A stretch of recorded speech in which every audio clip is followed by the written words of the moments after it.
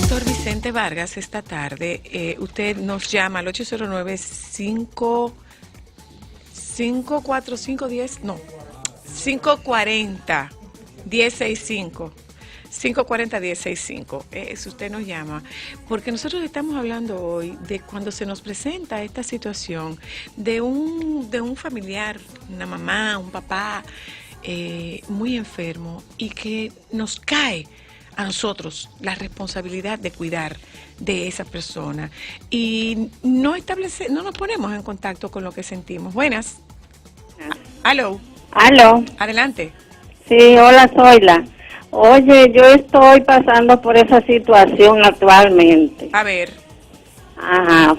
Y es muy incómodo porque como yo tengo mis hijos pequeños, es una hermana mía que tiene esa situación. Ajá, entonces en lo primero me habían soltado toda la carga a mí, ¿tú ves? Ajá. Sí, entonces... ¿Y por qué? ¿Y por qué? Porque ella no tiene hembra y tiene 3 varones, pero que ella nunca se ocupó de ellos y un solo él que se apura un poquito, pero los otros no. ¿Y qué situación tiene tu hermana? Una enfermedad, ya tú sabes, catastrófica. ¿Y tú la tienes contigo en tu casa? La tenía un tiempo, pero ahora me estaba ayudando una hermana mía en el campo, en Yamasá. Pero ella está interna en el hospital. Ok. Gracias por la llamada. Bien, ¿por qué tengo que responsabilizarme yo? Sí. Si ella tiene unos hijos, ¿por qué me tengo que responsabilizar yo? Sí. Mira, eso ocurre con mucha frecuencia y te voy a decir una cosa, dicen una hembra y 3 varones. ¿Y quién ha dicho que los varones no tienen responsabilidad con su mamá y su papá? O sea, si estamos hablando hoy día de que hay que modificar esos patrones machistas, entonces no es verdad que esos varones también son hijos de su mamá o de su papá. Claro. Y no tienen ellos la misma obligación que tiene, porque viene la idea de que, bueno, tú eres la hembra, tú eres que tiene hacerte cargo de mamá, pero los varones también pueden hacer algún tipo de aporte en tiempo o en recursos. Bueno, ok, usted no va a estar aquí, pero entonces páguele una enfermera a su mamá, si usted está trabajando, o páguensela entre los 3, alguien que pueda ayudar, o sea que la responsabilidad debe ser de todo, pero muchas veces los sistemas familiares tienden a desplazar la responsabilidad en un miembro, el que ellos entienden. Que lo eligen. Sí, el que ellos eligen, que es el que debería de asumir eso. Y entonces estamos hablando de una cosa que se llama la justicia. La justicia tiene que ver con la equidad y la igualdad. No puede ser que toda la responsabilidad caiga sobre un miembro de la familia, debe ser repartida. Buenas. Buenas. Adelante. Sí, estoy muy identificada con el programa de ustedes hoy, pero no sobre cuidando los padres, sino sobre cuidar un hijo en depresión. Realmente estoy pasando una situación muy difícil, porque es que nadie se humaniza y yo como madre estoy ya como en una desesperación porque es que nadie ayuda a uno a veces se siente impotente y el muchacho a veces no quiere ir al médico, no quiere tomarse la pastilla y me siento sola y me siento, dile al doctor que me dé una ayudadita en eso. Adelante, doctor. Gracias, querida. Sí, bueno, tenemos una mamá afectada por la atención que de su hijo enfermo. Siempre hay que ver también cuál es la edad de ese paciente y también quiénes más pudieran ayudarla a ella en la responsabilidad con ese niño. O sea, cada caso es particular. Siempre tengo miedo de decir cosas sin uno evaluar en cada caso en particular. Pero sí, en términos generales, entendemos que atender a un enfermo es una responsabilidad, pero es una responsabilidad que trae cargas y, Sí. que va a hacer que el que cuida esté estresado. Entonces, lo que nos preocupa es cómo cuidamos al que cuida. Entonces, lo primero es entender que esa persona esté estresada. Los familiares deberían tenerlo por el principio de solidaridad y de justicia, decirle a esa persona cómo yo te puedo ayudar. A veces hasta a un amigo podemos decirle en esa situación que tiene cómo yo puedo ayudar. Sí. Hay cosas que podemos hacer, tal vez yo no pueda hacer lo que yo entiendo que puedo hacer, pero siempre hay algo que yo puedo hacer. Hasta déjame un ratico con tu paciente. O déjame yo conseguirte cualquier cosa, cualquier recurso que pueda ayudar, una ayuda económica, un medicamento. Ella mencionó, Vicente, que a veces el joven no quiere tomarse la medicación. Eso es un comportamiento muy frecuente en pacientes con depresión. Eso es muy frecuente. Los psiquiatras siempre estamos hablando de la adherencia al tratamiento, porque la enfermedad que regularmente los pacientes menos quieren tomar la medicina son los trastornos psiquiátricos. La mayoría de los pacientes que tienen otra condición, regularmente los pacientes se van a tomar su medicina y la propia familia entiende que debe dárselo.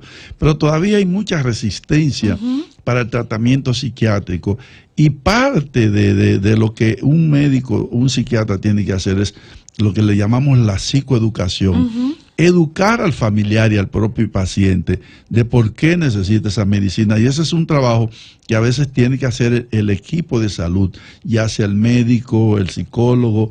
Hay que trabajar con eso y hay maneras también de mejorar esa adherencia al tratamiento si el equipo de salud lo toma como una de sus metas con el paciente. En el caso de la medicación, es importante que un paciente con un trastorno del estado de ánimo, que se cerciore un cuidador de que se tome este medicamento. Sí, porque eso no se queda bajo la responsabilidad del paciente. También es responsabilidad tanto del médico como del equipo de salud como del familiar. Eso es una responsabilidad que está compartida. El médico debe hablarle al paciente y al familiar y explicarle por qué se le va a dar ese medicamento. O sea, tenemos que aclararle el diagnóstico, decirle al paciente lo que tiene y cómo ese medicamento lo ayudaría. Y también debemos decirle al paciente efectos secundarios que puede tener, para que sea el propio médico quien se lo explique, pero que le diga también que esos efectos secundarios no quiere decir que no puede tomar el medicamento. Entonces el paciente va a confiar más en el médico, que le aclara su diagnóstico y que le dice lo que se necesita para superar eso y que le explique también cómo es que ese medicamento va a funcionar y cómo lo puede afectar. Vicente, entonces, eso es muy frecuente, la falta de psicoeducación de los psiquiatras a los pacientes. Sí. Yo lo veo en consulta con mucha frecuencia. El tabú que hay con relación a los psicofármacos. Y no hay un médico, lo he escuchado muchas veces, de que un médico no se sienta a explicar eso que estás diciendo tú, el beneficio que tiene el tomarse esa medicación y los efectos secundarios. Entonces, no están haciendo el trabajo de la psicoeducación. Sí, y es parte del trabajo y hay que hacerlo. A mayor psicoeducación, mayor adherencia al tratamiento. Mayor adherencia al tratamiento, y al mayor adherencia al tratamiento, mejor resultado, por supuesto. Y no hay cosa que le produzca más satisfacción a un médico que ver a su paciente mejorando. Claro. Porque no solamente para un médico el salario no es únicamente lo que le paguen, sino el ver a su paciente mejorando. Eso es parte también de lo que es el beneficio de un profesional. Pero además que a ese paciente se le da esa información y la información trae consigo una esperanza. O sea, va a llegar un momento en que esa medicación se puede reducir. Va a llegar un momento en que yo te voy a bajar la medicación. Y si te estoy bajando la medicación, tú estás mejorando. O sea, es posible lograr salir de una depresión. Eso es posible. Pero es necesario que los médicos se tomen el tiempo de explicarle a un paciente qué es lo que está sucediendo con él. Así es, y eso es parte de la ética médica. Mira, en psiquiatría no solamente es hacer un buen diagnóstico y hacer una buena indicar el medicamento correcto, también es educar. La psiquiatría es psicoeducación. Yo diría que el 70%, por poner una cifra, de las respuestas de un paciente va a depender de cómo ese psiquiatra pueda explicarle y aclararle a ese paciente lo que tiene y lo que lo va a ayudar y cómo va a evolucionar si lleva el tratamiento. O sea, eso es parte de la terapia, y con eso vamos a tener que el paciente confíe más y eso va a hacer que el paciente entonces tenga mayor adherencia. El pronóstico es mejor. Su tratamiento. Y si toma su tratamiento como debe de ser, vamos a comenzar a ver. Primero, nosotros cuando un paciente elegimos un buen medicamento, lo primero es que vemos respuesta. Respuesta es una mejoría en un 40 o un 50%.